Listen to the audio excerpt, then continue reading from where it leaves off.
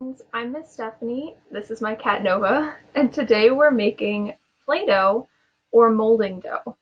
So the things you're going to need to make your Play-Doh or molding dough is 1 cup flour. I have mine in a big metal bowl. You can do this in plastic bowl as well. You need 1/4 cup of salt. You need a teaspoon of cream of tartar, a 1/2 cup of boiling water.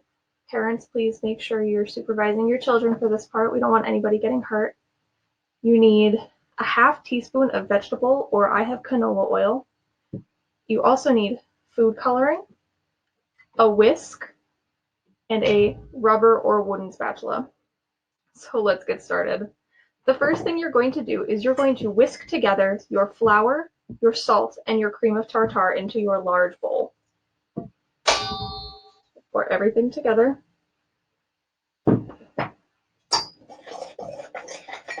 And you can use a metal whisk or you can do this by hand. Either one is totally fine. Once your mixture is well incorporated and mixed together, what you're going to do is you're going to use your hand to make a well in the center. You're going to make a bit of a hole in the center. And now this part is a little bit tricky. You need to add in your boiling water. Please be careful not to burn yourselves.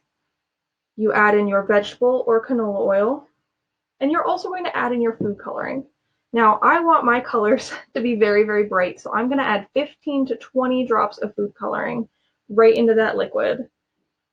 2, 3, 4, 5, 6, 7, 8, 9, 10, 11, 12, 13, 14, 15. All right, now that you have all your food coloring in, you're going to take your spatula and you're going to mix everything together. Be very careful not to get it on your skin right now. It is very hot, but as we mix it together, it will start to cool down. And once it is cool enough that you can touch it, you can mix it with your hands.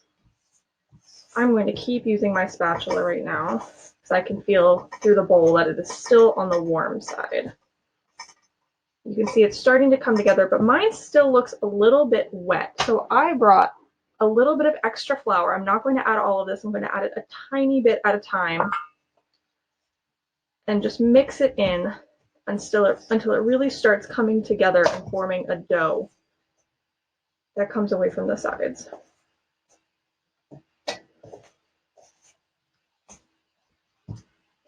So it's still kind of wet. I'm going to add a little bit more flour.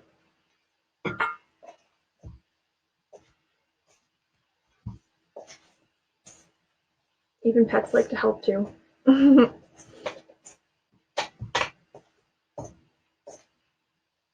Even smells like Play-Doh. Let's see, I'm going to put my hands in. It's still warm, but it's definitely not hot to burn my hands, so add a bit more flour. It's still really wet.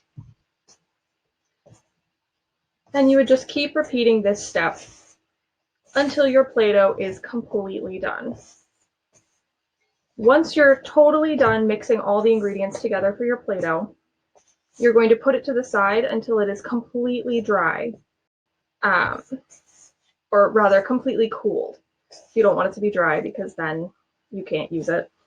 But this Play-Doh recipe is really good because it is ingestible. If your kids eat it, you don't need to worry about it. It is all food items. And it also keeps for a really long time. You can keep it in a plastic bag or in a storage container.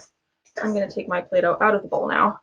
And you can see mine's still very, very soft, but it's also still very, very warm. But I can manipulate it. It's not really sticking to my hands.